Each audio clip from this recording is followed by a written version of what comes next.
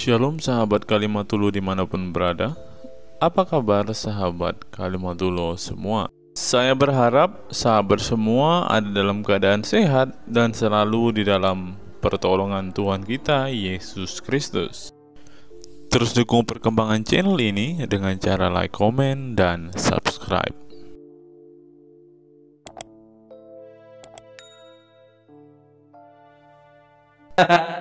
Jangan dimatikan sinyal wifi-nya. Kan kabur kan. Gini loh, saya ini kan orang yang sangat-sangat mengerti ajaran agama Islam. Walaupun saya ini Kristen, tapi saya itu tahu betul agama Islam itu apa. Dan tahu betul kualitas orang-orang Islam itu seperti apa. Makanya di sini saya mengajak, saya sekolahin kamu nih, saya sekolahin. Saya didik kamu gratis gitu loh. Makanya sebelum menyimpulkan kami tidak mempertuhan Muhammad, kita bicara dulu mempertuhan itu apa gitu loh. Kenapa sih sehingga sesuatu itu disebut sebagai mempertuhan? Gitu loh ya. Coba cerdas dikit yuk yang muslim ya. Cerdas dikit yuk. Kita datang ke sini yuk, diskusi bagus yuk ya. Ini dia naik lagi, mungkin tadi terpental atau bagaimana. Ya, pesan TikTok. Ya, kenapa tadi terpental? Sinyalnya hilang sinyal. Oke, silakan kita ulang lagi yuk. Kita diskusi yang baik ya. Yuk, silakan. Ya, Kak. Ya, saya kasih undangan. Oke. Ini sinyal. Oke, silakan. Tadi sampai mana? Sekarang aku yang tanya balik ke Anda, gantian dong. Oh, boleh silakan. Masa nggak mau tanya balik? Oke. Kalau di Alkitab itu tertulis bahwa tiada Tuhan selain Allah dan Yesus adalah utusannya. Berarti Yesus itu bukan Tuhan dong? Di mana tiada Tuhan selain Allah di dalam Alkitab? Bukan, aku baca di Yohanes 17 ayat 3 itu lo pahami sih baik-baik. Di mana? Silakan, coba dibaca.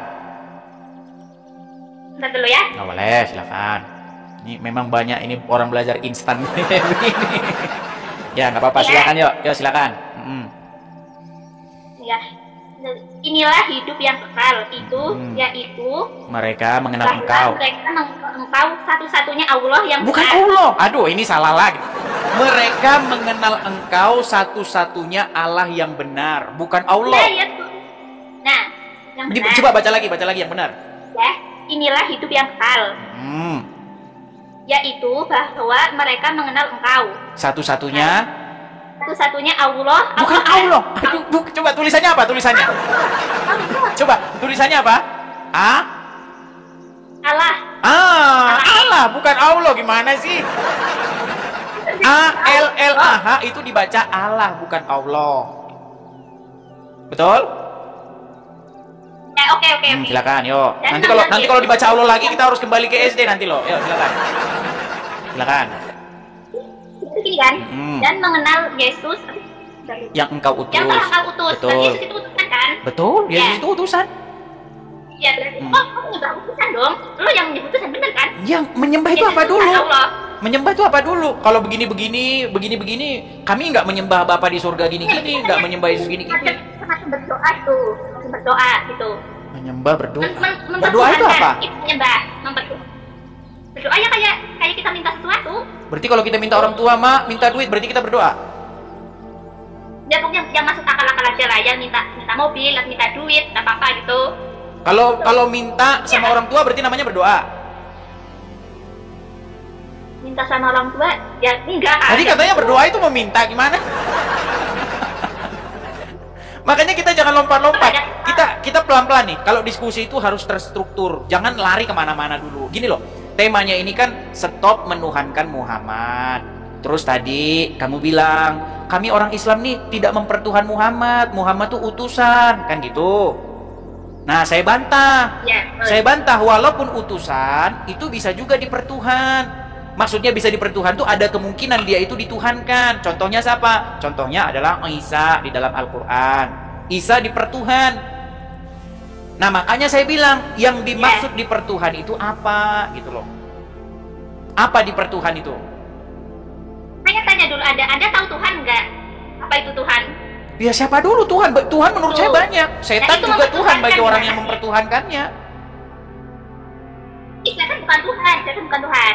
Iya, setan bukan Tuhan. Kalau kata Tuhan di situ dirujuk kepada sosok yang menjadikan langit dan bumi. Tapi setan itu Tuhan kalau pengertian Tuhan itu adalah sesuatu yang kepadanya kita menaklukkan diri.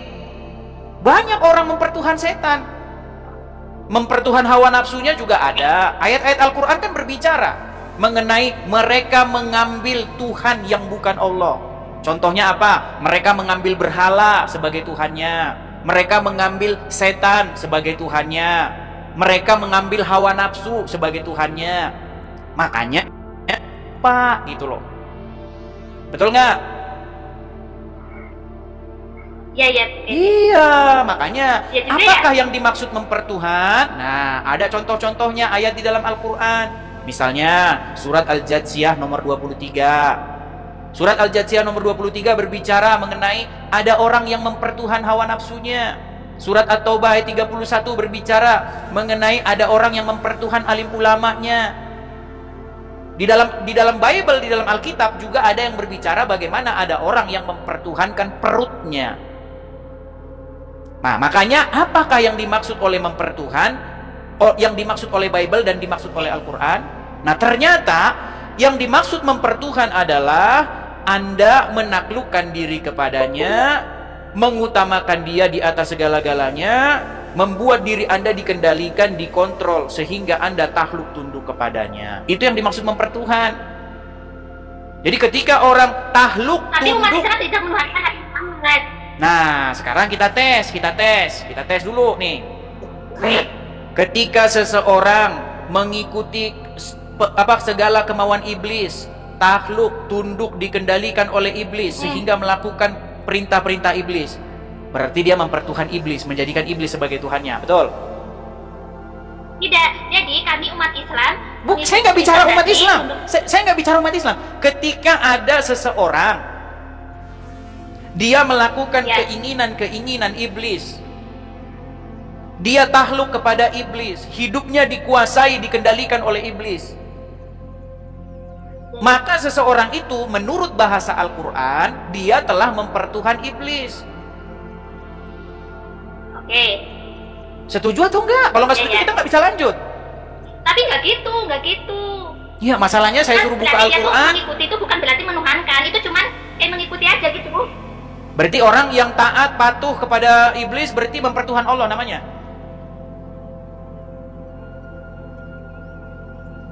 Ya udah, aku ikutin narasi Anda. Aku Enggak, setuju. nggak boleh ya udah. Ikutin narasi Anda. Kalau ya udah nanti kita di belakang muter-muter lagi. Gini loh. Taruhlah misalnya seseorang itu namanya Fatimah. Taruhlah namanya Fatimah. Fatimah ini melakukan Ya. perintah-perintah setan. Dia taat, patuh, tunduk kepada setan. Berarti dia mempertuhan setan atau mempertuhan Allah?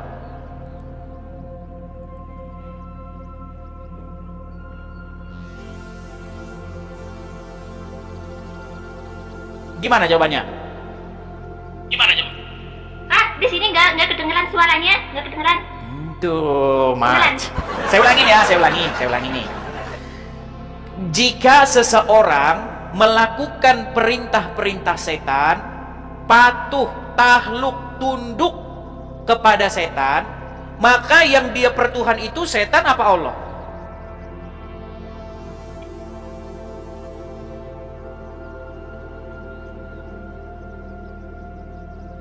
Kok nggak jawab?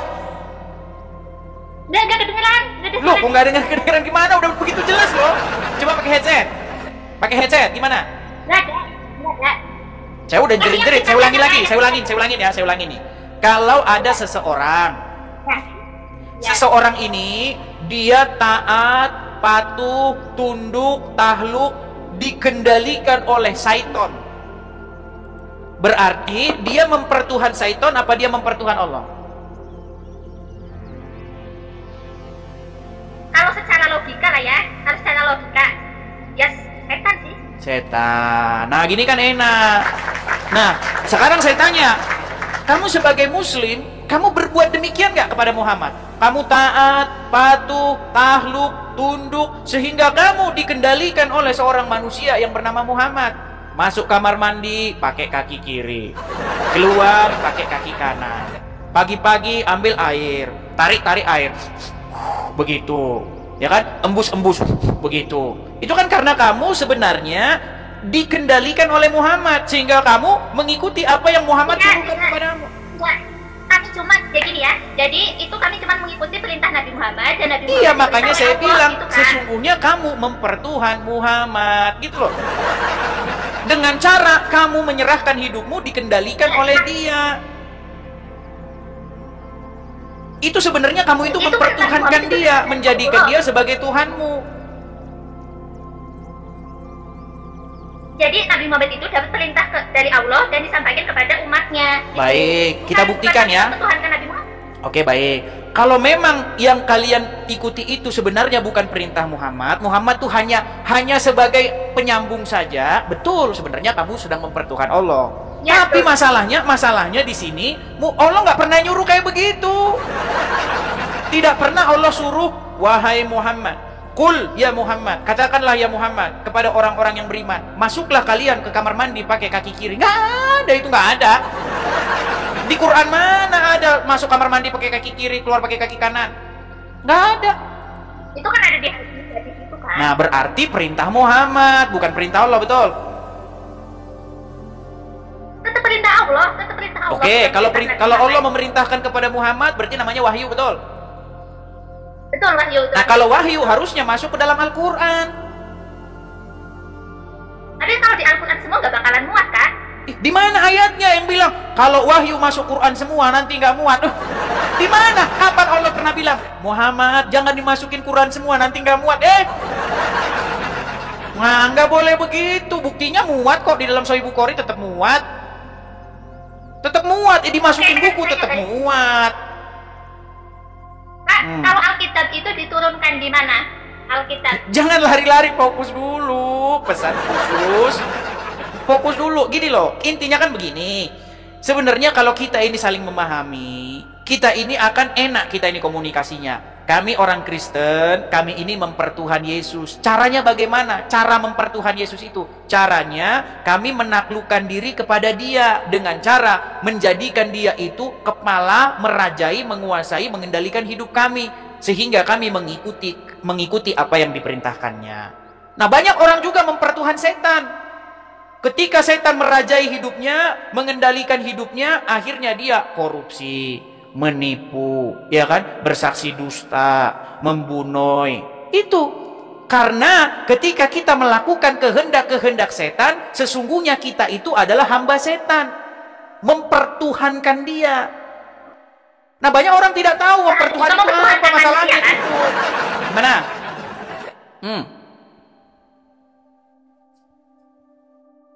Ya itu, coba lo lihat-lihat, lo cium-cium patung, berdoa kepada patung, apa itu nggak menyembah?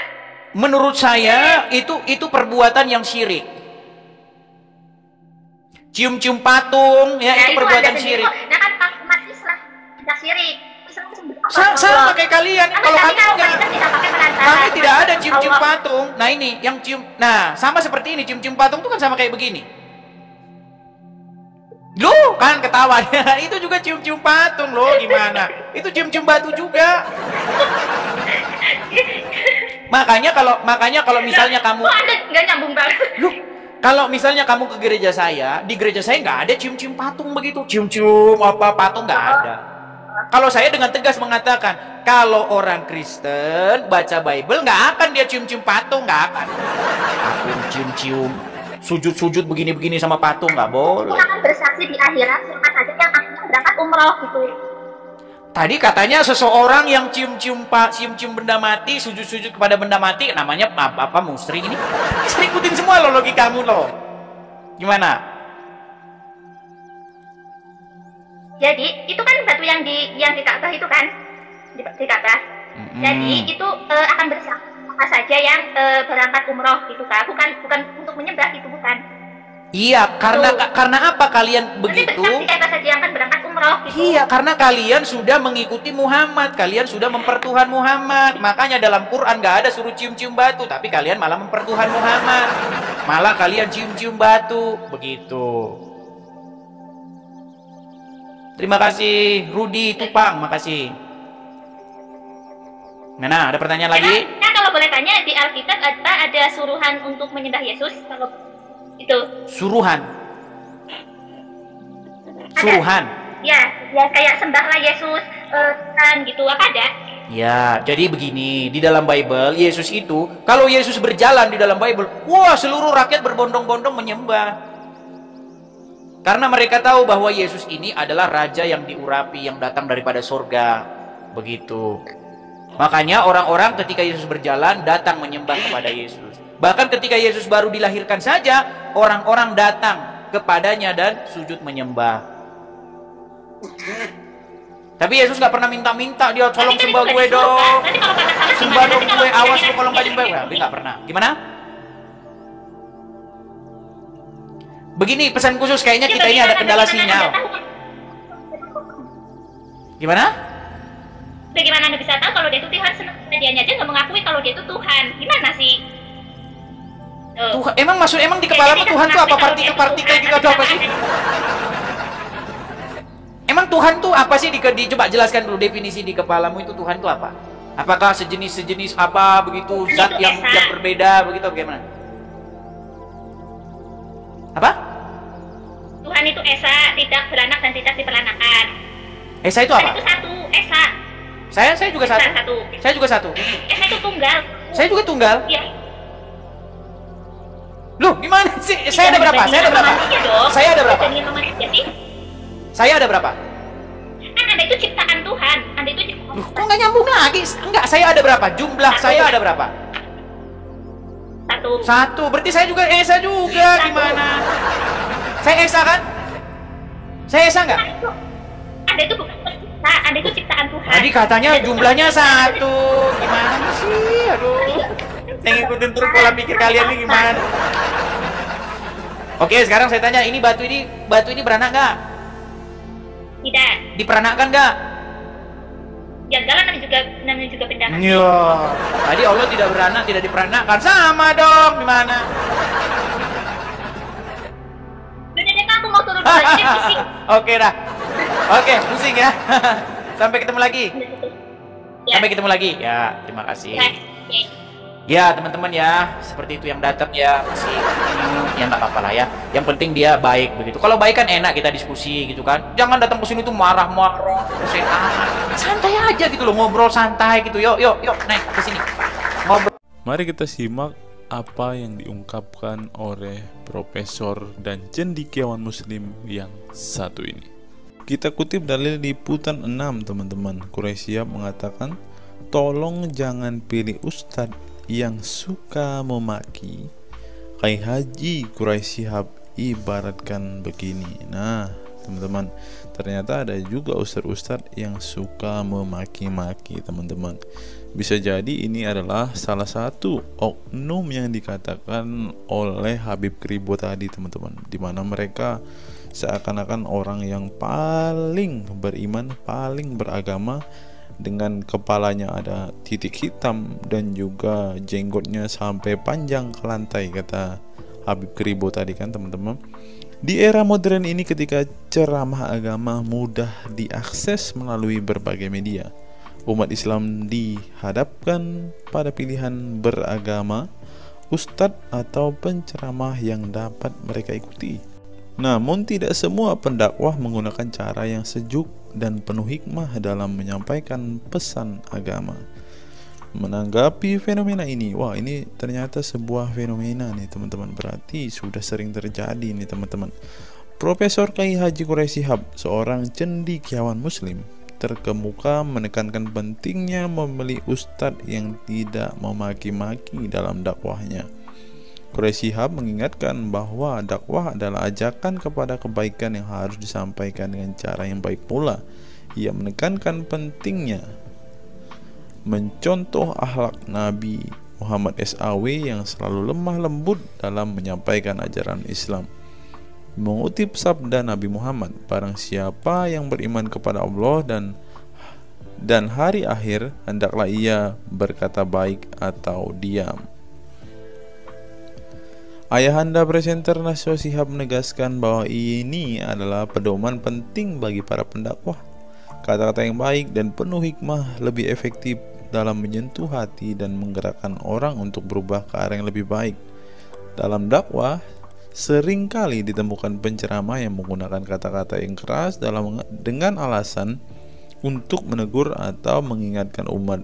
Namun, Profesor Quraisy Shihab mengingatkan bahwa cara ini justru bisa menimbulkan antipati dan menjauhkan orang dari ajaran agama Islam yang seharusnya penuh kasih sayang dan rahmat. Menukil Islam.co, Quraisy Shihab menjelaskan hal yang menarik ketika ditanya seseorang terkait kriteria ustadz yang tepat untuk dijadikan panutan atau sebagai penceramah.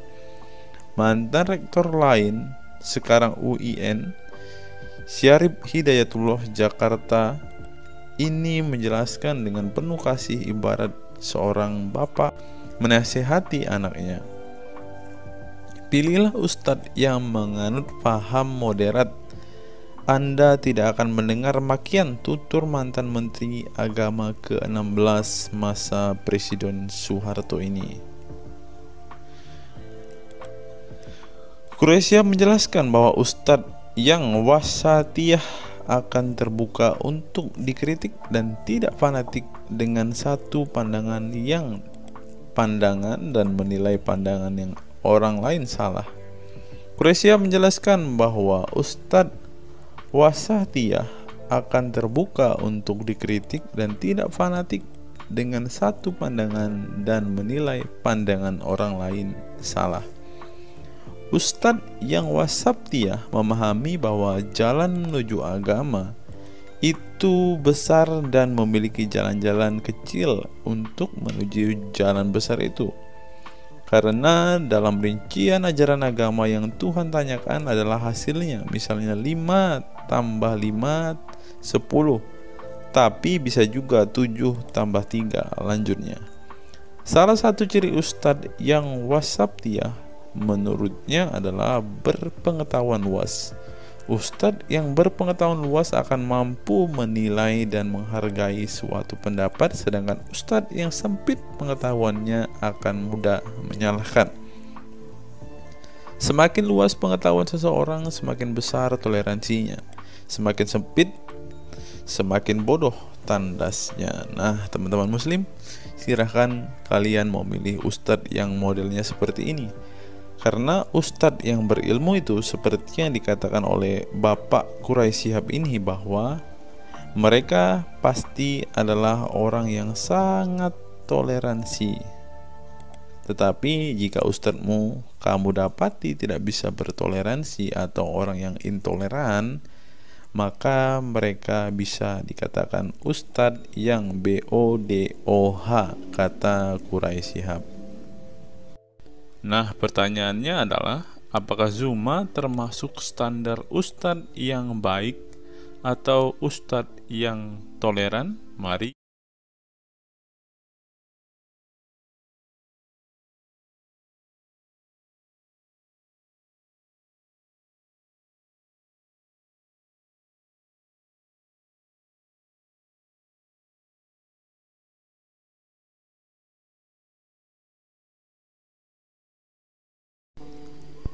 Google, mengapa Rasulullah disebut sebagai nabi penutup?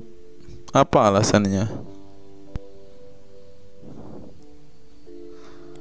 Alasannya mengapa Nabi SAW disebut Rasul terakhir adalah karena Allah SWT telah menunjukkan langsung sebagai penutup para nabi dan rasul.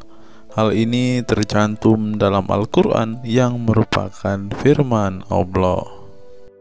Di sini dituliskan, mengapa Muhammad atau Nabi SAW disebut Nabi terakhir? Mari kita baca ya. Katamul Anbiya merupakan salah satu julukan Nabi Muhammad yang berarti penutup para nabi, sesuai dengan firman Allah SAW dalam surat Al-Ashab ayat 40 yang berbunyi, artinya Muhammad itu sekali-sekali bukanlah bapak dari seorang laki-laki di antara kamu, tetapi dia adalah Rasul Allah dan penutup nabi-nabi, dan adalah Allah Maha mengetahui segala sesuatu. Nabi Muhammad SAW merupakan nabi terakhir yang Allah utus untuk menyempurnakan agama-agama sebelumnya. Al-Quran merupakan kitab Allah yang menyempurnakan kitab-kitab sebelumnya, sehingga tidak perlu ada kitab lain karena Al-Quran merupakan kitab Allah yang menyempurnakan kitab-kitab sebelumnya, sehingga tidak perlu ada kitab lain karena Al-Quran sebagai kitab terakhir.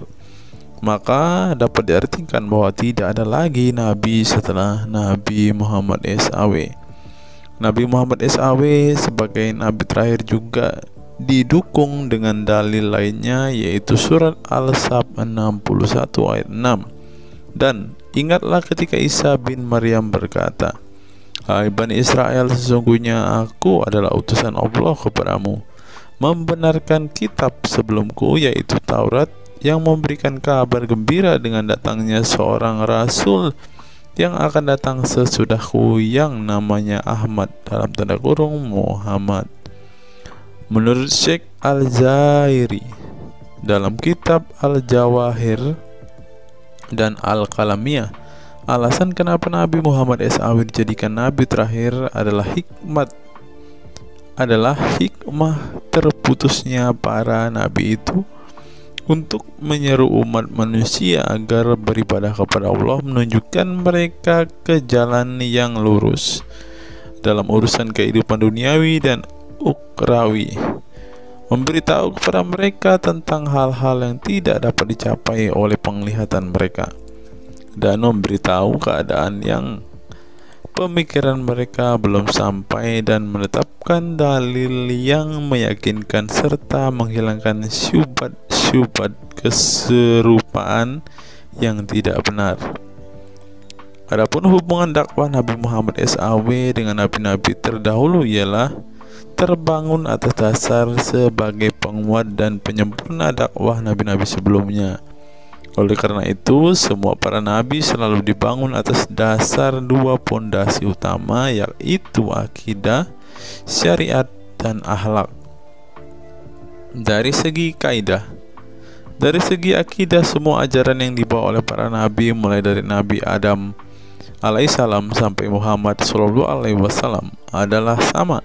Tidak ada beda antara nabi satu dengan nabi yang lainnya. Semuanya mengajarkan keimanan terhadap keesaan Allah SWT, yaitu dengan membersihkan dari segala sifat yang tidak layak baginya, dan mengimani adanya hari kiamat serta adanya surga dan neraka. Maka dari itu, semua para nabi menyerukan kepada kaumnya masing-masing antara dasar iman kepada Allah, dan semua para nabi setelahnya saling membenarkan ajaran yang telah dibawa oleh para nabi sebelumnya. Adapun dari segi syariat yang mengatur tatanan kehidupan masyarakat dan individu terhadap perbedaan dalam metode dan kuantitasnya antara satu nabi dengan yang lain. Hal itu disebabkan karena syariat tersebut dalam ranah pelaksanaan, bukan sebuah pengabaran seperti akidah. Perkembangan zaman dan perbedaan bangsa yang satu dengan bangsa yang lainnya turut mempengaruhi syariat mereka satu sama lain. Diutusnya satu nabi itu adalah khusus untuk umatnya pada waktu itu, bukan umum untuk semua manusia. Sebuah hukum syariat terbatas dalam ruang lingkup yang sempit sesuai dengan umatnya pada waktu itu secara khusus. Nah, dari bagian pertama ini kita mengetahui teman-teman mengapa Rasulullah ini dikatakan sebagai nabi penutup, karena Rasulullah juga mengajarkan kepada keesaan Allah, teman-teman.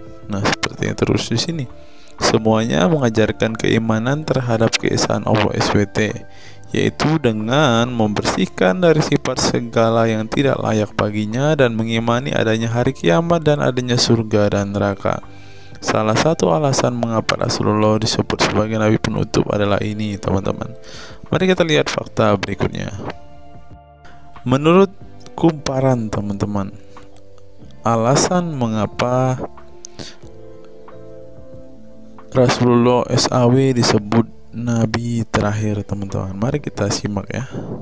Saya berharap teman-teman tidak bosan mendengar setiap fakta-fakta yang kita bukakan ini, karena dengan melihat fakta-fakta ini setidaknya kita belajar teman-teman dan dapat memaklumi mengapa sih saudara-saudara muslim kita itu sangat-sangat menjunjung tinggi Rasulullah. Teman-teman, mari kita simak.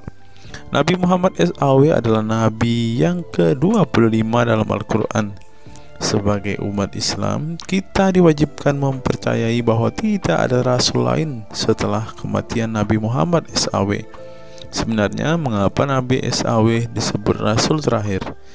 Bukan tanpa alasan Allah SWT memilih Nabi Muhammad SAW sebagai rasul terakhir, sehingga kita dilarang untuk mempercayai bahwa adanya rasul setelah Nabi Muhammad SAW meninggal dunia, bahkan sampai memiliki cara pandang berbeda dengan beliau.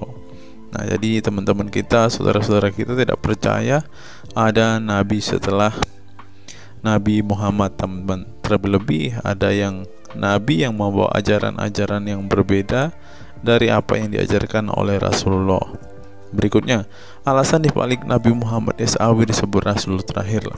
Nabi Muhammad SAW ditunjuk menjadi rasul terakhir Allah SWT dan mendapatkan Al-Quran yang merupakan kitab sempurna dari kitab-kitab sebelumnya. Nah, mereka percaya juga kitab mereka adalah kitab yang paling sempurna, karena kitab-kitab sebelumnya tidak sempurna, maka disempurnakan oleh Al-Quran, teman-teman. Artinya, wahyu yang sudah diterima Nabi Muhammad SAW sudah terputus sejak beliau meninggal dunia.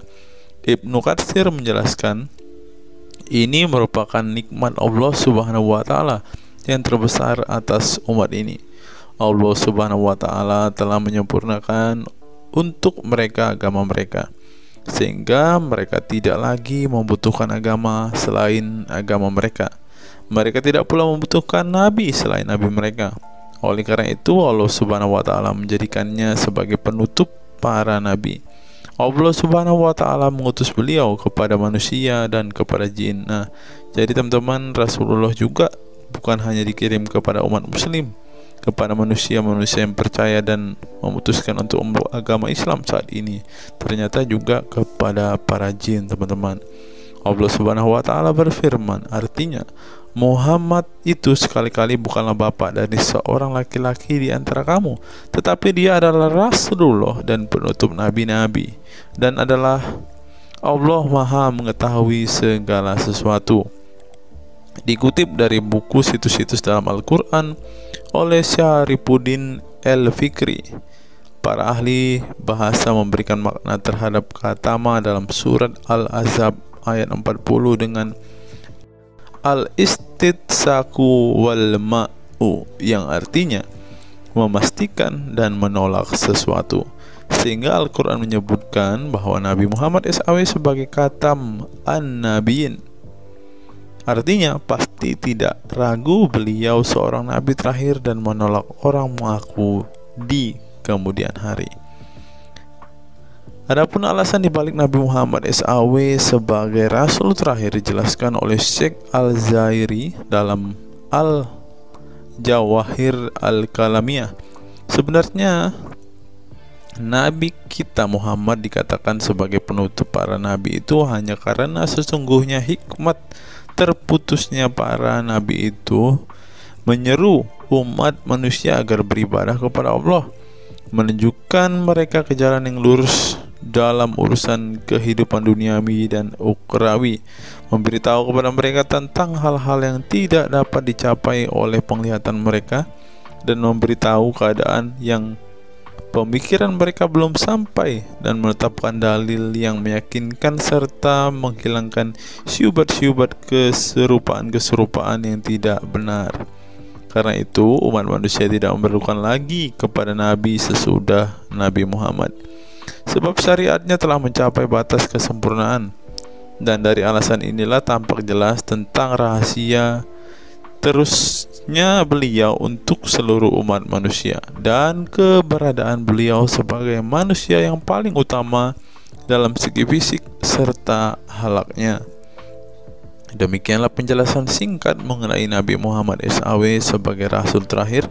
Semoga dengan mengetahuinya dapat menambah meneladani beliau sebagai sosok yang sempurna. Yang perlu diingat, jangan menghujat ya teman-teman. Mengutip sindonews.com, inilah ke-10 keistimewaan Rasulullah. Yang pertama, air liur Rasulullah menjadi obat. Dari Sahl bin Sa'ad berkata, saat Rasulullah dan para sahabat akan berperang di Khaibar, Rasulullah bersabda bahwa ia akan memberikan bendera kepada seorang pria yang cinta dan dicintai oleh Allah dan Rasul-Nya, dan Allah akan memberikan kemenangan. Rasulullah mencari Sayyidina Ali. Akan tetapi para sahabat mengatakan bahwa Ali sedang mengalami sakit mata. Rasulullah memerintah para sahabat untuk mendatangkan Ali kepada beliau. Kemudian Rasulullah meludahi kedua matanya dan mendoakannya. Seketika itu sakit matanya sembuh seakan-akan tidak ada bekas sakit sebelumnya.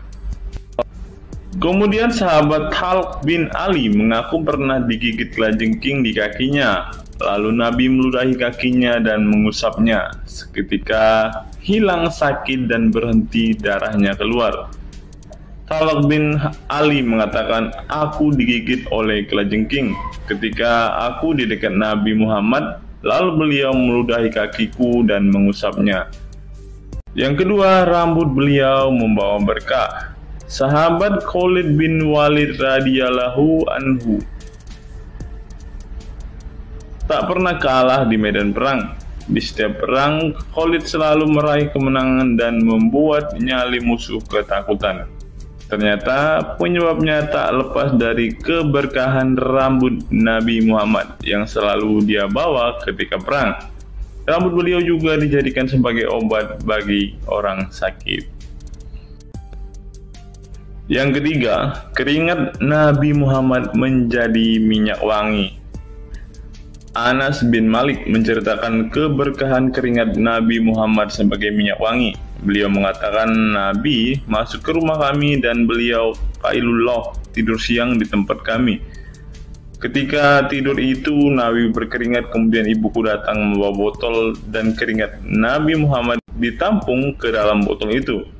Kemudian ketika Nabi bangun dari tidurnya, beliau bertanya kepada ibuku, wahai Ummu Sulaim, apa yang sedang engkau perbuat? Ummu Sulaim mengatakan, ini keringatmu wahai Rasulullah, aku jadikan minyak wangi dan ini adalah minyak wangi yang paling wangi. Yang keempat, tidak memiliki bayangan. Asyadid Muhammad bin Alawi Al-Maliki dalam kitabnya Mafahim Yazid Antus Hahaha menyebut di antara kekhususan Nabi Muhammad adalah tidak memiliki bayangan. Karena memang beliau adalah cahaya dan cahaya tidak pernah memiliki bayangan. Nabi tidak memiliki bayangan meskipun ada sinar matahari. Ini didukung oleh doa Nabi yang meminta kepada Allah untuk dijadikan sebagai cahaya. Hal ini disebutkan oleh Imam Muslim dalam hadis yang menjelaskan tentang bacaan Nabi dalam doa sujudnya. Ya Allah, jadikanlah di dalam hatiku cahaya, di pendengaranku cahaya, dalam penglihatanku cahaya, di sebelah kananku cahaya, di sebelah kiriku juga cahaya, di depanku cahaya, dan di belakangku cahaya, serta di atasku cahaya, juga di bawahku cahaya, dan jadikanlah untukku cahaya. Dalam riwayat lain juga disebutkan, jadikanlah aku cahaya. Yang kelima, tidak pernah menguap. Dalam kitab Al-Qashais Al-Kubra, Imam Asyuyuti menyebutkan riwayat Nabi Muhammad yang sepanjang hayat tidak pernah menguap. Ditakris oleh Imam Al-Bukhari dalam kitabnya Al-Tariq dan juga Ibnu Abi Saibah dalam Musannafnya, dan dari Isa Ibnu Sa'ad dari Yazid bin Al-Asham, beliau berkata bahwa Nabi Muhammad tidak pernah menguap sama sekali. Yang keenam, hati beliau tidak pernah tidur. Keistimewaan lainnya adalah kedua mata beliau tertidur, namun tidak demikian dengan hati beliau. Suatu waktu Nabi Muhammad pernah ditanya oleh istrinya Sayyidah Aisyah tentang tidurnya selepas sholat witir. "Wahai Rasulullah, apakah engkau tidur setelah sholat witir?" Beliau menjawab, "Betul Aisyah, sesungguhnya mataku tertidur dan tetapi hatiku tidak pernah tidur." Ini sejalan dengan apa yang disebutkan beliau bahwa para nabi tidaklah tidur kecuali hanya mata mereka saja yang terpejam. Hati mereka tidak pernah tidur dari berzikir kepada Allah Ta'ala. Dan begitu juga para nabi tidur hanya matanya saja, sedangkan hatinya tidak pernah tidur. Yang ketujuh, jubah beliau sembuhkan orang sakit. Asma bintu Abu Bakar radhiyallahu anhu bertaburuk dengan jubah Nabi. Dari Abdullah bin Kaisan berkata, "Diperlihatkan kepadaku sebuah jubah tayalisah dari Kisra dan kerahnya berbahan dibaj. Juga kedua sisinya dijahit dengan dibaj." Asma berkata kepada budaknya, "Wahai Abdullah, jubah ini dahulu ada pada Aisyah hingga ia wafat. Setelah Aisyah wafat, aku pun mengambilnya. Dulu Rasulullah sering memakai jubah ini. Kami pun biasa mencuci jubah ini dengan air untuk menyembuhkan orang yang sakit." 8. Darah bekam Nabi diminum sahabat. Darah Rasulullah benar-benar barokah. Sahabat Abdullah bin Zubair radhiyallahu anhu pernah meminum darah Nabi. Diceritakan Abdullah datang kepada Rasulullah ketika beliau sedang berbekam. Setelah Rasulullah selesai, maka beliau memberikan darah berbekam itu sambil berkata, "Pergilah dan sembunyikan darah ini dari manusia." Maka aku pergi dan meminum darah itu. Selepas itu aku mendatangi Rasulullah kembali. Lalu Rasulullah bertanya, "Apa yang kamu lakukan?" Abdullah menjawab, "Aku sudah sembunyikan darah itu di tempat yang tidak boleh dilihat oleh manusia." Baginda Nabi berkata lagi, "Jangan-jangan kamu telah meminumnya?" Beliau menjawab, "Ya, aku telah meminumnya, wahai Rasulullah." Setelah meminum darah itu, Nabi Muhammad berkata kepada Abdullah, "Sungguh engkau telah menjaga dirimu dari api neraka." Yang ke-9, tidak pernah ihtilam atau dalam tanda kurung mimpi basah. Ihtilam adalah keluarnya air mani karena sebab mimpi atau fantasi. Di Indonesia sering disebut dengan mimpi basah. Dan itu tidak pernah terjadi pada Nabi Muhammad. Dalam kitab hadis Al-Mu'jam Al-Kabir, Imam At-Tabarani mengeluarkan sebuah riwayat dari Ibnu Abbas bahwasannya Nabi Muhammad tidak pernah ihtilam atau mimpi basah. Yang ke-10 yang terakhir, teman-teman, dapat melihat dan mendengarkan ringkihan langit. Dari sahabat Abu Dzar, Nabi Muhammad bersabda, "Sesungguhnya aku melihat apa yang kalian tidak lihat, dan aku mendengar apa yang kalian tidak dengar, ringkihan langit. Dan memang pantas langit bersuara ringkih, karena di setiap jarak 4 jari di langit ada malaikat yang menaruh keningnya dan sujud kepada Allah. Demi Allah, seandainya kalian mengetahui apa yang aku ketahui, kalian akan sedikit tertawa dan banyak menangis." Keistimewaan lain dari Nabi Muhammad disebutkan ketika beliau buang air tidak ada bekasnya sama sekali. Dalam kata lain, semua kotoran beliau ditelan bumi, tak sedikit pun yang tertinggal. Beliau juga mampu melihat ke belakang dengan jelas sebagaimana beliau melihat ke depan. Itulah ke-10 keistimewaan Nabi Muhammad yang juga menjadi bukti kenabian beliau. Rasulullah adalah manusia sebagaimana umatnya, akan tetapi Allah menjadikan beliau sebagai manusia yang tidak seperti manusia pada umumnya.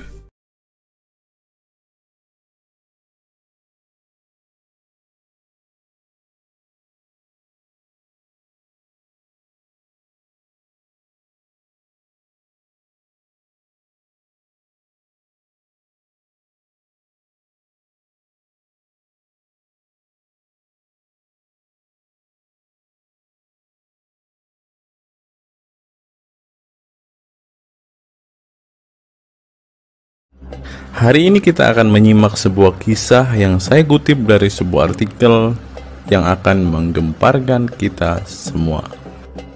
Karena kisah ini berisi sebuah cerita tentang para sahabat Nabi Muhammad yang katanya masuk surga. Bagaimana mungkin para sahabat ini bisa masuk surga? Sedangkan junjungan mereka sendiri pun tidak mempunyai kepastian surga.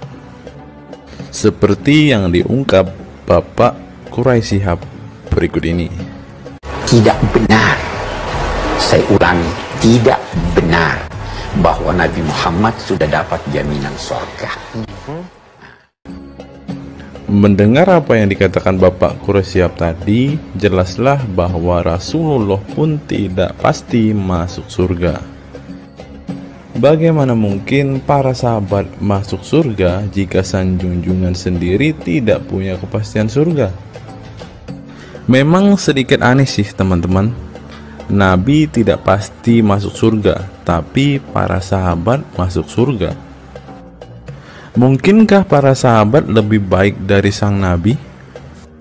Untuk itu, mari kita simak kisah para sahabat Nabi berikut ini dan temukan alasan mengapa mereka bisa masuk surga. Kisah sahabat Nabi Muhammad SAW yang dijamin masuk surga oleh Allah SWT. Semua manusia pasti menginginkan masuk surga Allah SWT, namun tidak semua jiwa bisa masuk surga. Ada banyak tantangan dan perjalanan yang sangat panjang yang harus dihadapi umat Islam hingga mendapat kesempatan Allah SWT untuk masuk surga. Itu juga belum tentu langsung masuk surga. Mungkin harus ke neraka untuk menghapus dosa-dosa terlebih dahulu. Meski demikian, kita bisa belajar dari kisah sahabat Nabi Muhammad SAW yang dijamin masuk surga Allah.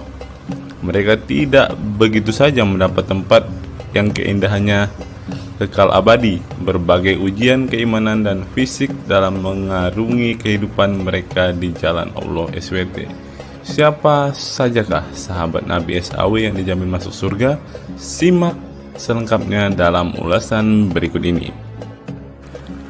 Kisah sahabat Nabi Muhammad SAW yang dijamin masuk surga. Dalam sebuah hadis terdapat 10 sahabat Nabi SAW yang masuk surga. Hadis tersebut berasal dari Abdurrahman bin Auf radhiyallahu anhu.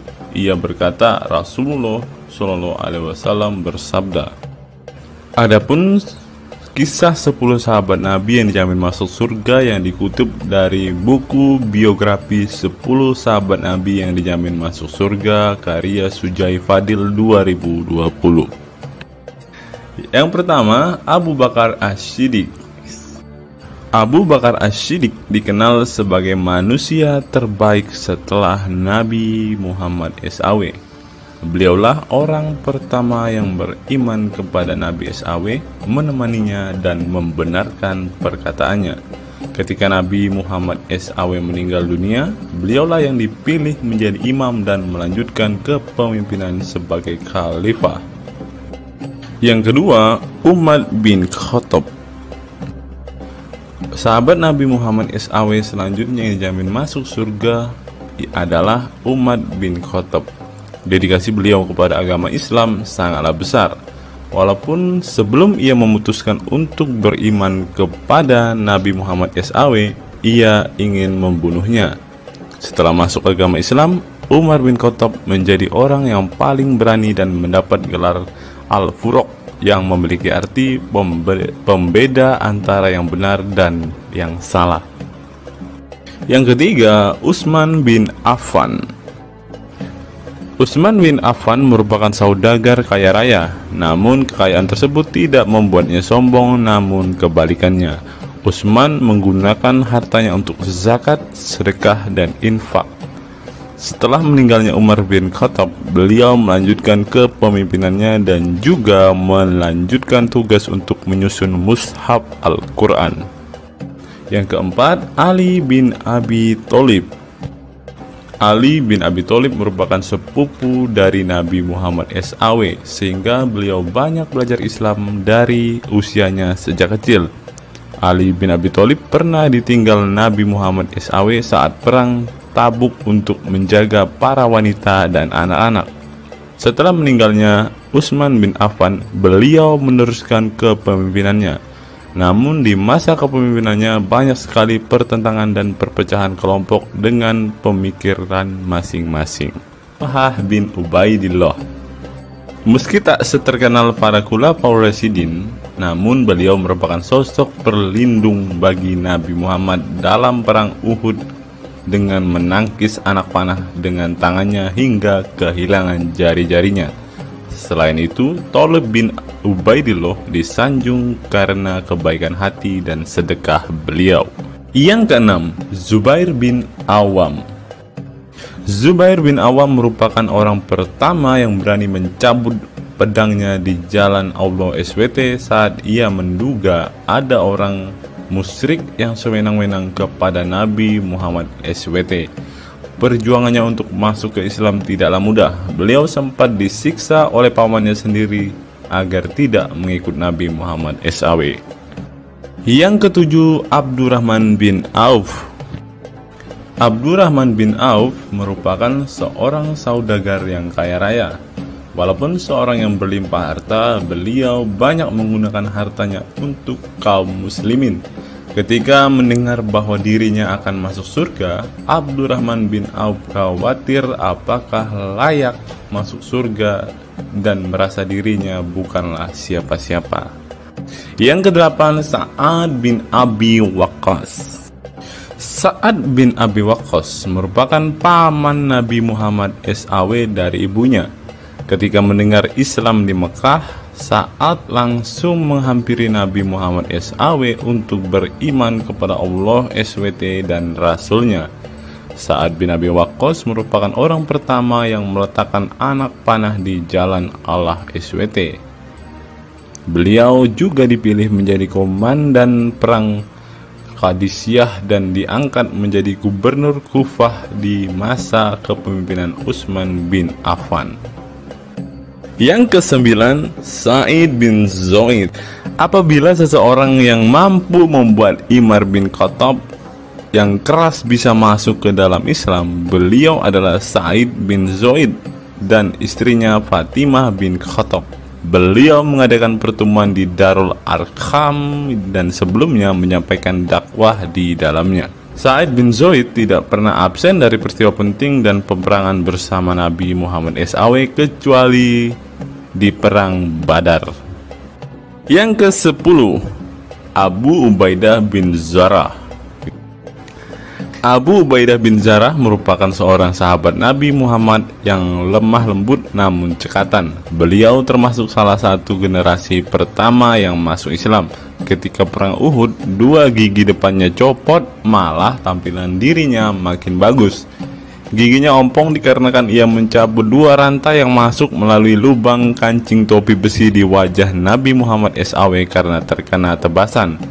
Dari 10 kisah tadi, semua sahabat Nabi itu terkenal dengan perbuatan baiknya. Apakah standar umat muslim masuk surga adalah dengan berbuat baik? Perbuatan baik tentu tidak dapat menyelamatkan. Seorang ustadz pernah berkata seperti ini. Mengantarkan kita masuk ke surga itu bukan amal perbuatan kita. Kita semua masuk ke dalam surga Allah kelak itu lantaran mendapat anugerah dari Allah dan mendapat rahmat dari Allah. Jadi bukan karena amal ibadah kita. Apa tanggapan teman-teman setelah menyimak kisah ini?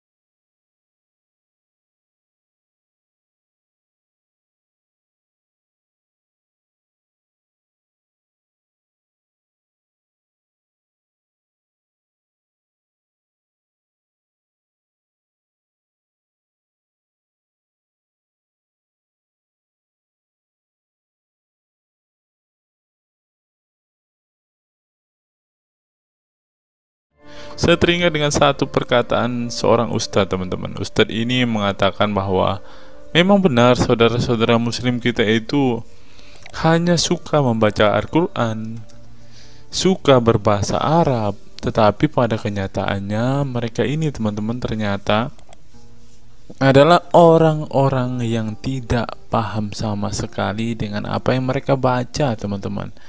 Dan akhirnya Ustadz ini mengatakan bahwa saudara-saudara muslim kita ini seperti keledai, teman-teman. Mari kita dengarkan apa yang disampaikan Ustadz ini. Kita bangga menghafal Al-Quran tapi tidak memahami Al-Quran. Senang mengulang berbahasa Arab tapi tidak mengerti bahasa Arab. Suka membaca Al-Quran tapi tidak memahami maknanya. Akhirnya apa? Menjadi keledai di Indonesia. Tidak sampai di situ saja, teman-teman. Menurut NU Online, seperti yang disampaikan oleh Gus Baha, ingin umat Islam banyak baca Al-Quran meski tak paham maknanya. Teman-teman bisa baca sendiri ya judul artikel ini. Artikel ini mengatakan seorang Gus ingin umatnya itu semua umatnya dia ingin bahwa mereka harus mau dan rajin membaca Al-Quran, teman-teman. Walaupun ya pada kenyataannya apa yang mereka baca mereka tidak ketahui. Apa yang mereka baca mereka tidak tahu maknanya, teman-teman. Mari kita dengarkan dan lihat apa isi dari artikel yang diransir oleh NU Online ini, teman-teman. Jakarta, NU Online. Rais Syuriah Pengurus Besar Nahdlatul Ulama PBNU Kiai Haji Ahmad Bahaudin Nur Salim yang biasa dikenal dengan Gus Baha mengingatkan umat muslim atau umat Islam untuk memperbanyak membaca Al-Quran meski tidak memahami maknanya. Waduh, gak bahaya kah ini? Ustadznya mengatakan harus baca saja Al-Quran walaupun tidak paham. Wah, bisa-bisa umat Islam jadi keledai se-Indonesia nih, seperti yang dikatakan Ustadz yang barusan tadi. Karena semuanya disuruh baca, disuruh hafal, tidak peduli tahu atau tidak arti dan maknanya. Aduh, gimana ini, teman-teman? Sebagai kitab suci, Al-Quran harus lebih dekat dengan umat Islam. Cara mendekatinya bisa dengan mempelajari dan memahami kandungan Al-Quran atau membacanya. Membaca Al-Quran lebih bernilai ibadah, terutama di bulan suci Ramadan. Saya paling sangat ingin di Ramadan ini banyak membaca Al-Quran, baik membaca secara qiraatan saja atau lebih jelasnya. Sebagaimana dikutip NU Online dari akun YouTube Santri Gayeng, menurut Gus Baha, membaca Al-Quran tidak harus menunggu paham arti dan tafsirnya, sebab membaca Al-Quran dari huruf ke huruf sudah bernilai ibadah. Meskipun seorang yang membacanya itu tidak paham arti dan maknanya, terlebih ketika membaca dan kemudian menjadikan isi Al-Quran sebagai bimbingan hidup. Gus Baha mencoba melogikakan orang yang membaca Al-Quran tetapi tidak memahami maknanya. Ia menjelaskan ketika seseorang membaca Al-Quran dan tidak paham maknanya, maka seseorang itu hanya menyibukkan diri dengan kalamullah. Hal ini menurut Gus Baha sesuatu yang baik.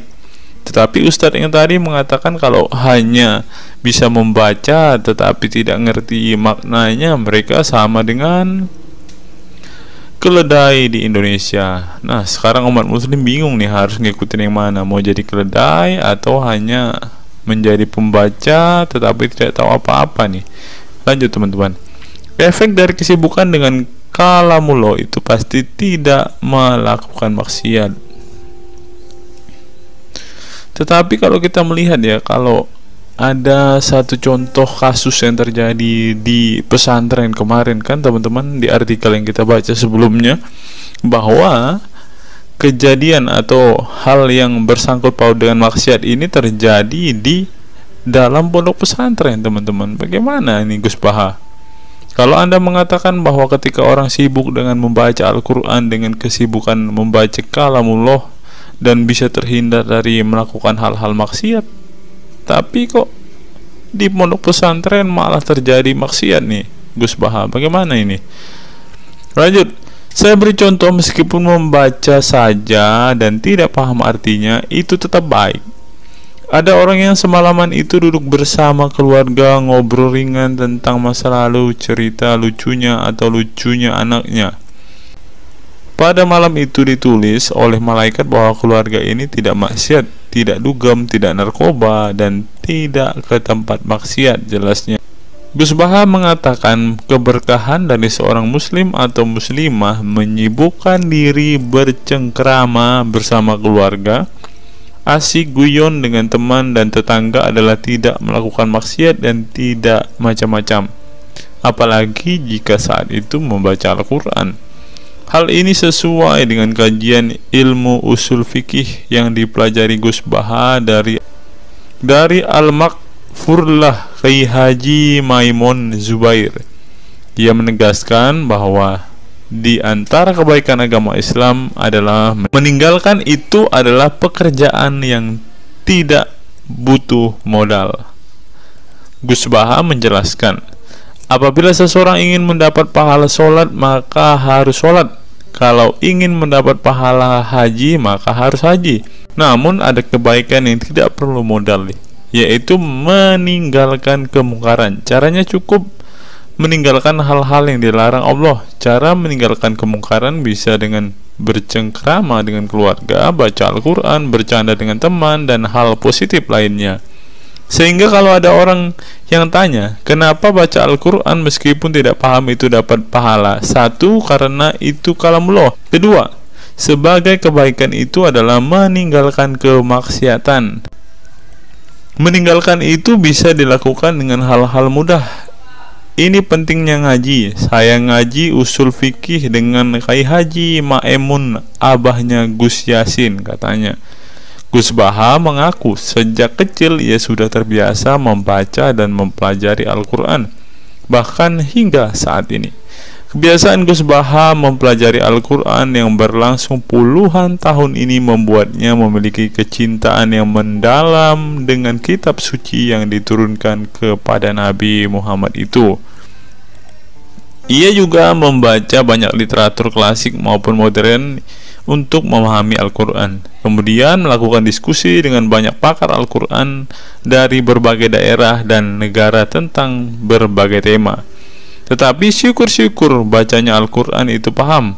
Artinya paham sesuai dengan kapasitas masing-masing. Saya mulai kecil hingga sekarang masih ngaji Al-Quran, masih belajar, juga masih terus mencari ilmu. Ucap pengasuh pondok pesantren Tahfidzul Quran LP3 IA Rembang, Jawa Tengah itu. Nah teman-teman, setelah mendengarkan apa yang dikatakan Ustadz Munzir Situmorang dan juga Gus Baha ini, taulah kita sekarang mengapa ketika ada debater Islam yang berdebat dengan saudara-saudara apologet Kristen kita, mereka tidak paham sama sekali dengan Quran mereka, dengan hadis mereka, karena ya seperti ini teman-teman. Membaca Al-Quran, menghafal Al-Quran itu adalah sebuah ibadah bagi kepercayaan mereka teman-teman. Walaupun mereka tidak paham apa yang mereka baca, walaupun mereka tidak mengerti sama sekali apa yang mereka baca teman-teman, yang penting dibaca saja, itu adalah sebuah amal baik. Nah teman-teman, kita belajar bahwa ketika apologet Kristen berdebat dengan para apologet Islam atau dengan para polemikus Muslim, inilah yang terjadi teman-teman. Mereka tidak paham sama sekali ketika mereka ditanya isi hadis dan Qur'annya. Karena pada intinya atau pada kenyataannya, seperti pengakuan dua ustadz ini tadi, bahwa memang benar umat muslim itu hanya senang membaca, hanya suka membaca, hanya suka mengimani tetapi tidak paham sama sekali dengan apa yang mereka baca dan imani, teman-teman. Sebagai contoh, teman-teman, kita kalau melihat perdebatan antara Gurunda Zuma dengan apologet-apologet Kristen ya, ketika Zuma ditanyakan ayat-ayat Al-Quran atau hadis-hadisnya, Zuma pasti tidak pernah menjelaskan ayat dan hadis itu, teman-teman. Alasannya ya kita tahu ya, sekarang ternyata memang Zuma pun ternyata hanya hafal, hanya suka membaca tetapi tidak paham dan tidak mengerti sama sekali dengan apa yang mereka baca dan hafalkan, teman-teman. Ya, jadi kita bisa ambil kesimpulan bahwa orang-orang model seperti ini sama seperti keledai di Indonesia, seperti yang diungkapkan oleh Ustadz Munzir Situmorang tadi, teman-teman.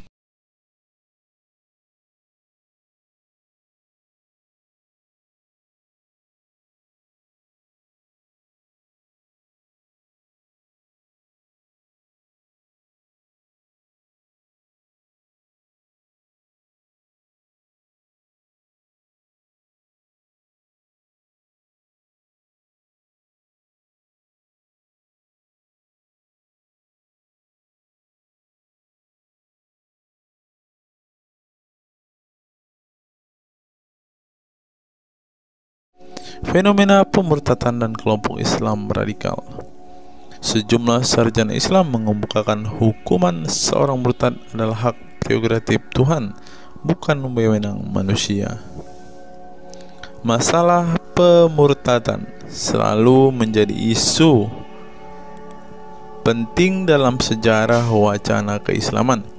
Dalam Islam, tindakan atau sikap seseorang muslim meninggalkan agama Islam, baik dengan perkataan maupun dengan perbuatan, disebut dengan ridah atau irtidad dalam bahasa Arab. Dan orang muslim yang melakukan tindakan ini disebut murtad. Nah, seperti yang dikatakan oleh Yakut tadi, teman-teman, dengan mengatakan toa itu seperti gonggongan anjing, dia sudah murtad, teman-teman. Itulah sebabnya saudara-saudara muslim menganjurkan dia untuk istighfar dan mengucapkan 2 kalimat syahadat kembali. Lanjut. Seorang dikatakan murtad belum tentu mereka pindah atau konversi ke agama baru. Bisa juga mereka kemudian memilih untuk tidak beragama, menjadi sekuler, ateis, agnostik, dan lain sebagainya. Masalah pemurtadan ini bukan hanya diskursus dan fenomena eksklusif dalam Islam saja, tetapi juga dalam agama-agama lain ya. Ada banyak pendapat di kalangan sarjana muslim tentang status ridah dan bagaimana seharusnya memperlakukan seorang murtad. Ada yang berpendapat ridah adalah masalah kepolitikan, bukan masalah teologi keagamaan, sehingga orang yang keluar dari Islam murtad tidak perlu dikenai hukuman apapun, termasuk hukuman pembunuhan. Karena itu akan bertentangan dengan doktrin Islam dan Al-Quran yang menggaransi kebebasan bagi seseorang untuk beriman dan beragama atau tidak beriman dan tidak beragama. Bagi mereka, sejarah hukuman pembunuhan bagi orang-orang yang keluar dari Islam lebih mengacu pada fenomena dan alasan sosial politik belaka. Dengan kata lain, kata murtad bagi mereka mengacu pada pengertian pembangkangan politik ketimbang pemberontakan teologis. Tak ada konsensus mengenainya. Tetapi ada pula yang berargumen bahwa masalah pemurtadan adalah masalah teologi keagamaan, sehingga orang yang mendeklarasikan diri keluar dari Islam harus dihukum bunuh seperti yang dipraktikkan oleh generasi Islam pasca wafatnya Nabi Muhammad. Menariknya, sejumlah sarjana Islam terkemuka, baik klasik maupun kontemporer, baik Sunni maupun Syiah, sebut saja seperti Muhammad bin Ahmad al-Saraki, Abu al-Walid al-Baji, Ibrahim al-Naqi, Ibnu al-Human, Buharuddin al-Mahinani, hingga Ali Goma, Husin Ali Mutazir, Zafir Ahmad Gamidi, dan Torik Ramadan menyatakan tidak ada konsensus dari para ulama tentang hukuman bunuh bagi seorang murtad. Mereka juga menegaskan bahwa hukuman seorang murtad adalah hak prerogatif Tuhan, bukan wewenang manusia. Nah, sekarang kalau kita melihat ada seorang ustadz mengatakan, siapa namanya itu, Abdul Somad bilang, bagi yang murtad darahnya halal. Nah, gimana ya dengan Abdul Somad ini, teman-teman?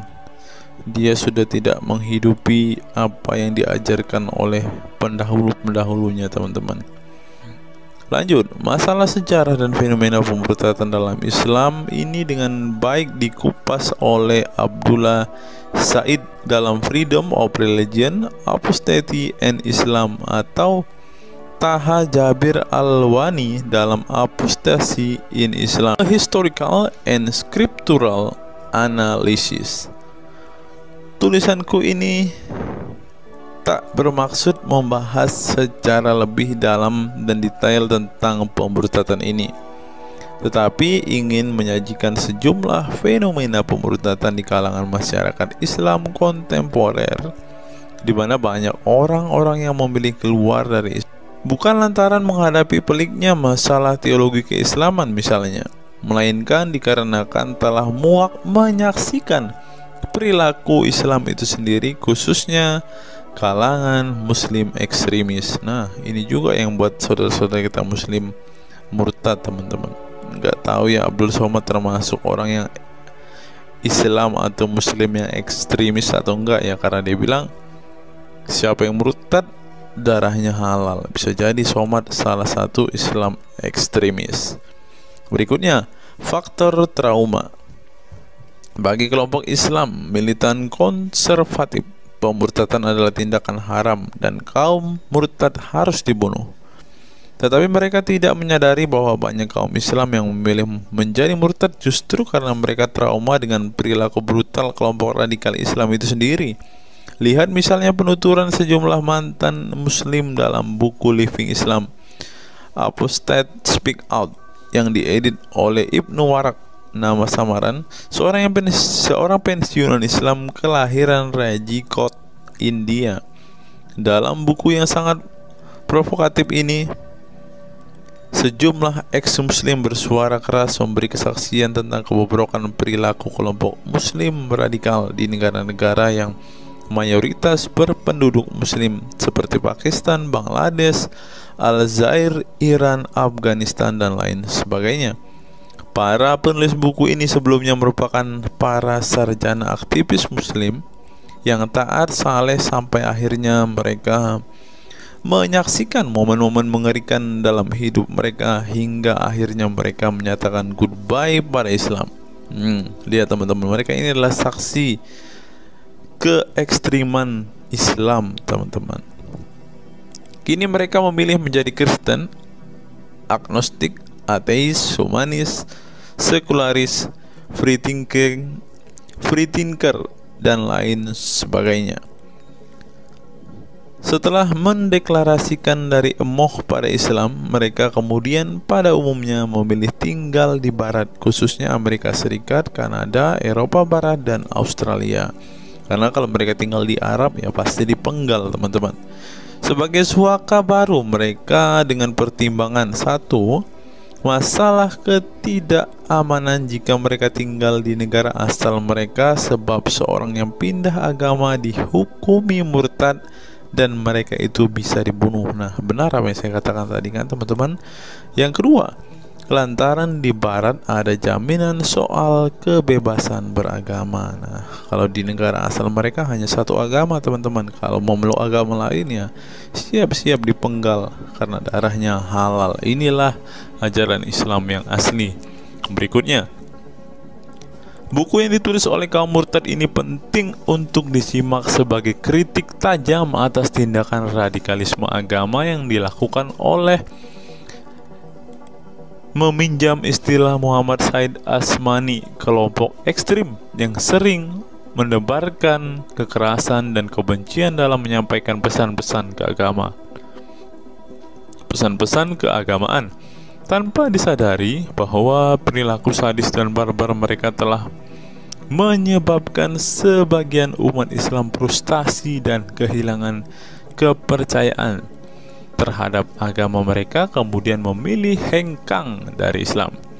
Ini menunjukkan bahwa masalah pemurtadan atau proses konversi tidak semata-mata masalah teologi keagamaan, tetapi juga sosial, politik, dan ekonomi. Itulah yang dialami Ibnu Warraq, Ali Sina, Anwar Saik, Faisal Muhammad, Syarek Malik, Samia Libini, Abul Qasem, dan masih banyak lagi. Semula mereka adalah para pemeluk Islam saleh yang kemudian memilih keluar dari agama ini setelah mereka mengalami dan menyaksikan peristiwa tragis dalam sejarah hidup mereka. Simak misalnya penuturan Ali Sina dalam Why I Live Islam, My Passage from Faith to Enlightenment. Ali Sina yang masih keturunan Ayatollah Iran ini menuturkan pengalaman getir hidupnya menyaksikan serangkaian horor di negaranya Iran. Dia mengatakan sejak Ayatollah Khomeini berhasil menggulingkan diktator Shah Reza Pahlavi pada tahun 1979, segera ia mengganti ideologi sekuler negara dengan ideologi Islami yang tunduk sepenuhnya pada otoritas Khomeini. Masih menurut Ali Sina, alih-alih ingin menegakkan kedaulat Tuhan, dalam praktiknya yang terjadi justru penegak kedaulatan Khomeini, di mana melalui agen rahasianya yang bernama Saza Mene Ate Laat Fa Amniate Keskharar, yang disingkat Sefak, dia dan para pendukungnya menghancurkan siapapun yang tidak mau tunduk pada otoritas politik keagamaannya, termasuk bekas sekutunya. Maka pada saat Imam Khomeini berkuasa, kata Sina, nyawa pun menjadi sangat murah. Ribuan orang Irak dibunuh sebagai efek perang teluk antara Iran-Irak. Ribuan pengikut Bahai Faith disiksa dengan tuduhan murtad, dan ribuan penduduk Iran yang menolak otoritas politik dan agama sang imam dipenjara. Nasib kaum perempuan lebih tragis lagi. Sebelum dibunuh, mereka diperkosa oleh tentara syariat dengan alasan sebagai imbalan pembangkangan kepada sang Ayatollah sekaligus tiket menuju surga. Ngeri teman-teman, tiket menuju surga. Peristiwa tragis semasa rezim Khomeini ini membuat Ali Sina trauma dan kehilangan kepercayaan terhadap Islam sehingga ia memilih murtad. Sekarang ia mendirikan Faith Freedom Foundation untuk mengadvokasi orang-orang yang ingin meninggalkan Islam. Selain Ali Sina, pengalaman getir juga dialami oleh Abul Qasem Bangladesh, Syarek Malik Pakistan, Anwar Saik Pakistan Bertain, Nadia dari Maroko, Samia Libina dari Tunisia, Azad dari India, dan masih banyak lagi. Setelah mengalami dan menyaksikan sejumlah peristiwa tragis kekerasan agama yang dilakukan kaum muslim radikal di negara mereka, mereka kemudian hijrah ke iman yang baru. Memang tidak bisa dipungkiri di negara-negara berbasis Islam itu telah terjadi sejumlah peristiwa sadis yang dilakukan sekelompok rezim muslim militan dan kaum radikal agama demi ambisi politik kekuasaan mereka. Atas nama agama dan penegakan syariat Islam, mereka melakukan serangkaian teror dan kekerasan terhadap kelompok minoritas dan lawan-lawan politik agamanya. Penulis perempuan Mesir Bat Ye'or telah menunjukkan dengan baik sebagian dari sejarah gelap radikalisme kelompok militan konservatif terhadap kaum minoritas ini dalam buku The Decline of Eastern Christianity Under Islam from Jihad to Dhimmitud. Dalam buku ini, dia berpendapat bahwa konsep dhimmi, khususnya Kristen dan Yahudi yang secara literal mengacu pada definisi protected people, orang-orang yang dilindungi, dalam realitasnya justru menjadi kelompok yang diperas, dieksploitasi, karena di samping dipaksa membayar pajak pada pemerintah, mereka tidak pernah menikmati hak-hak sipil sebagai warga negara. Di negara-negara berbasis syariat Islam, mereka memang menjadi warga negara kelas 2, kalau bukan malah tidak berkelas lagi. Wah. Tidak hanya non-muslim saja, kaum muslim yang kebetulan berseberangan dengan ideologi dan aliran keagamaan rezim penguasa, baik rezim Sunni maupun Syiah, juga mendapat perlakuan kejam dan diskriminatif.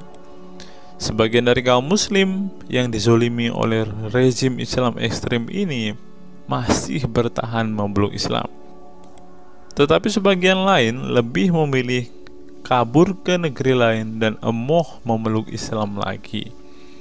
Ilustrasi di atas merupakan peringatan keras sekaligus memberi pelajaran berharga bagi umat Islam. Dengarnya saudara-saudara Islam, khususnya kelompok muslim militan konservatif yang selama ini getol berdakwah dengan cara-cara kekerasan dan intoleran. Perilaku brutal dan aksi-aksi kekerasan yang mereka lakukan tidak hanya menyebabkan simpati publik terhadap kaum muslim merosot atau melorotnya tingkat kepercayaan publik terhadap Islam sebagai agama damai, toleran, pluralis, dan rahmatan lil alamin. Tetapi lebih dari itu, tindakan konyol kaum radikal agama ini telah menyebabkan pemurtadan sebagian umat Islam itu sendiri. Kedepan kaum muslim harus menebarkan Islam dengan cara-cara damai, santun, dan toleran, bukan dengan tindakan keras, kasar, dan intoleran yang justru merugikan Islam dan kaum muslim itu sendiri. Jika memang Islam itu agama rahmat bagi alam semesta, maka buktikan itu dengan tindakan nyata. Wallahu alam bishawab. Nah, itulah fakta-fakta yang bisa saya sampaikan pada kesempatan hari ini, teman-teman. Kiranya fakta-fakta ini dapat membuat kita semua sebagai umat Kristen semakin bersemangat berdoa, terlebih memberitakan Injil kepada saudara-saudara muslim kita yang benar-benar rindu, yang benar-benar ingin dan haus mendengarkan kabar baik, teman-teman. Karena Alkitab memang mengatakan ada orang-orang yang hatinya sudah tertutup untuk Injil dan mereka tidak akan pernah mendengarkan kabar baik itu. Bagi saudara-saudara muslimku, segeralah murtad, karena sesuai dengan apa yang kita bacakan hari ini, banyak sekali fakta-fakta yang di luar nalar yang bisa menjadi alasan kalian untuk meninggalkan agama Islam. Apa pendapat teman-teman setelah menyimak video ini? Silahkan tuliskan komentar waras teman-teman di kolom komentar video ini, agar banyak orang semakin waras dan semakin sadar bahwa hanya Yesuslah satu-satunya Tuhan dan Juru Selamat. Hanya Yesuslah satu-satunya yang menyediakan surga bagi setiap orang yang percaya kepadanya. Salam waras, salam sadar. Sampai bertemu di video-video kita berikutnya. God be with you all.